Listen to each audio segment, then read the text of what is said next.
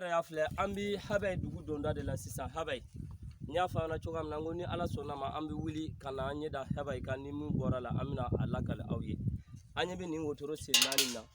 unana habay dugu ci ko folo ke militaire de nana de jadi su tere wa mali militaire danga den ulde nana avion ta ka bombarder ma yoro duru jira awla o kofe de unana ukado uyanga doto defense moko pousser kata kombori wati mina unana kofe kan ninjeni ni kera deuxième tour la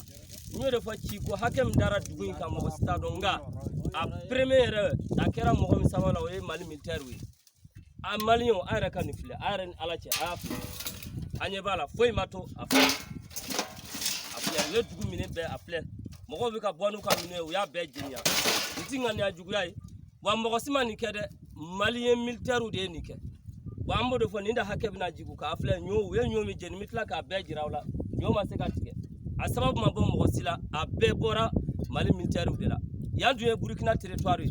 awi se ka abana mali jadi sunu mali terroriste fagalila kana foya kana Burkina territoire la wa ma ni ka foy kama ni ya anga dogono dugu belebele bay amboraram na fana dogono dugu belebele bay u ya do sisa malla dogono ni flaw bi nyogona pour que ka dimimbo parce que nyenwe u yu dogo kana ni cheni bakya ba ay ni fle mali bi se ka ton na ka here soro chogodi fo be fo jamfa ni ala sonna ma ko miede a nyenwe amna gundo be de borodo ka ira jema wala o ka zuze malion bi muna unana cheni mi kaya boni mina ka sawabe ka malni Burkina do nyogona wa a juba juye mo mi idisa sangare ani harna sangare ka barade do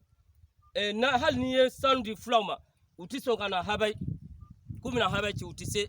mais mali militaire war diul ma wulude avion bo sevare kana bombarder makaya nga ando gono anga ko be ala de bolo anga ta ni ala sonama ni mi borala abebna ye ala ka chende me bo ninda hakabe ka bo abela jeleka afle hal nyoma se katike ayafle jinye bela jele bi balo nyomi na ayafle pre ministre o beba don ye nyo afle ama se katike ye dugu da kolonchi ka afle kolonchi ni ala sonama na dona ni mi borala abebna ye inshallah ala ka chende me halbi